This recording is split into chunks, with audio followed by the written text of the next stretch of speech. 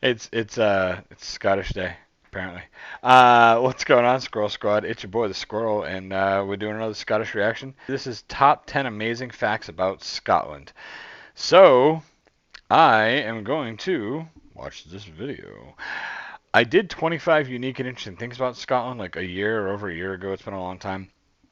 So we might get some double over with that, but it's been a long time since I watched it. So who knows? I'll remember it. I don't know. Anyways, if it's your first time here, we do a bunch of different things from the UK, comedy and culture and sports. And today is Scotland Day. We're just focusing on Scotland today. I want to start doing a little more with Scotland, then we do a Northern Ireland Day and Wales. I don't know. Just kicking around. I do a lot of English stuff, which is awesome. But make sure I'm showing the love. Showing the love. Hey, look what I got here.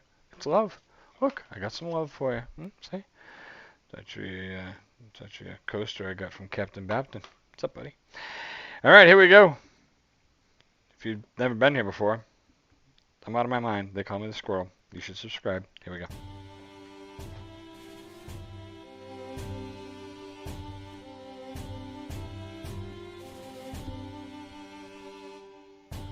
Welcome to Top 10 Archive. From Alexander Graham Bell to Tayberries and unicorns, Scotland is a northern European country filled with remarkable history and breathtaking scenery. Here are the top 10 interesting facts about Scotland. Number 10. Old trees and Pontius Pilate. In the heart of Scotland stands one of Europe's oldest trees. The Fortingall yew is believed by experts to be over 5,000 years old. It's named for the small village in which it can be found, Fortingall in Perthshire. Surrounding the tree for miles upon miles is some of the most archaeologically well-known sites in the country. From plague burial grounds to the remains of a 1,300-year-old monastery, no other place in Scotland has such a history. Legends say that Pontius Pilate, the Roman governor who is said to sentence Jesus to death, was born by the tree and often played in its shade as a child. The story cannot be verified, but it ties Scotland to the history of Christianity. Number 5,000-year-old tree. Wow, that's old. Wow, man. 9. The Edinburgh Vaults. Beneath the streets of Scotland's capital, Edinburgh, lies a series of underground chambers and passageways that are referred to as the Edinburgh Vaults.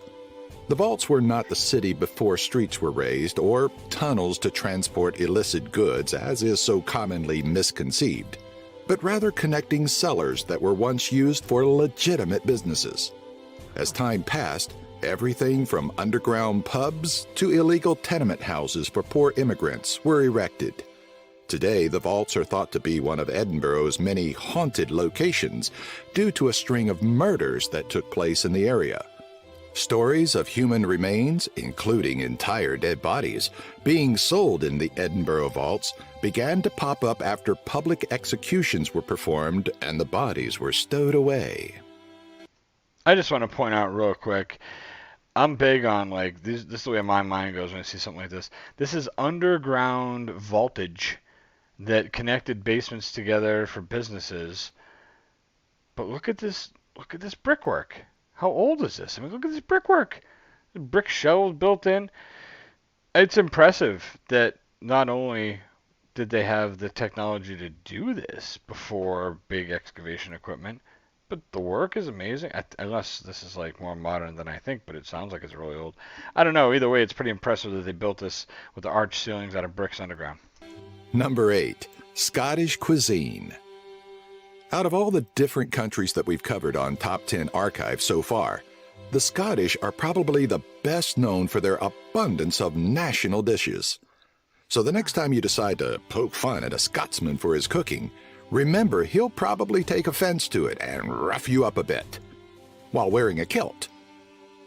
But all joking aside, the Scottish have gifted many cuisines to the world, the most popular of which are probably haggis, Dundee cake, Clootie dumplings, and Lucky Toddy.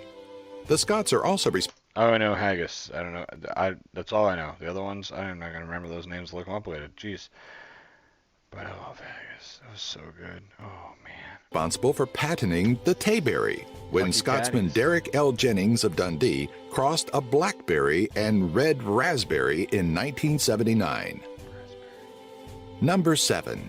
Gingerly Love. A rumor has been floating around the internet saying that there's a good chance redheads will be extinct within the next 100 years. Of course, this theory doesn't hold much weight, yet it did get a fair amount of attention. There's one place the ginger gene is destined to live on, and that's southeast Scotland. It is believed that 40% of the population in this part of the world are carriers of the gene. Scientists believe that this may be an evolutionary advantage in the far north, where it is often so cloudy. The human body requires a significant amount of vitamin D. Redheads, who so often have a somewhat light complexion, are generally able to absorb more than those people with darker pigmentations. Number 6. Scottish Inventions. Scotland lays claim to countless inventions and inventors, many of which we take for granted today, but are crucial to our daily lives nonetheless. The most famous of which is probably Alexander Graham Bell, who is credited for inventing and innovating the telephone. On the other hand, many Scottish inventors have received little recognition or none at all. Kirkpatrick Macmillan is the man behind the modern-day pedal bicycle, yet he's almost unheard of. This is because others took credit and profited off of his inventions. Although fax machines are now old technology, it was crucial to businesses for decades and was invented by a Scotsman named Alexander Bain. He began work on the first rudimentary machine of its type in the mid-1940s. Number 5. Real quick, before we get to number 5, I am Facebook friends with Dennis McBain. So Dennis McBain and I met the same time that I met this other gentleman. We all became Facebook friends, and the other guy, I don't see him ever post anything on Facebook. He might have deleted me a long time ago, I have no idea. But Dennis McBain is definitely active and funny as hell on Facebook. He's an older guy. I always make him sound like he's 150. He's not, but he is an older guy, and he's pretty funny. 5. The official animal. Scotland has two official animals, the red lion and the unicorn. Yeah, that's right, a freaking unicorn. It's really not that surprising considering the love Scotland has for tall tales and legend. The unicorn is a revered Celtic symbol representing grace, purity, healing, and happiness. The creature was printed on gold coins during the time King James III was in power between the years 1466 and 1488 AD. And the lion's on there too. That's cool. So you got the I'm on the wrong side. Here we go. Ooh, so you got the unicorn, and then right below him, that shield there is the lion. The lion rampart, I think that's what they call it, right? Is it? Oh, is it this guy over here? Oh, it is. Imagine that. To this day, a unicorn still appears on the United Kingdom's royal coat of arms, standing directly across from the lion. Number 4, Cool. the Mother Field. There is quite a tumultuous and fascinating history of sport throughout Scotland. The country is considered to be the mother field, for lack of a better word, of golf. It was here that the sport was invented during the 15th century. It caught on so quickly and became so addicting for some that King James II had the sport outlawed, and with good reason, of course, saying it prevented his men from properly training for war. Football, also known as soccer in the United States, was outlawed by King James I in 1421. He was far from pleased with the amount of roughness implemented during matches and thought it was unnecessarily injuring others. The ban lasted for a number of years, but was finally lifted in 1872 when Scotland held the first international football game. Wow. 1872. Number 3, free water. Scotland is a sovereign state in the United Kingdom of Great Britain and Northern Ireland. Although it's part of the UK's constitutional monarchy, Scotland is still very independent. For one, its education system is separate and governed from within the country.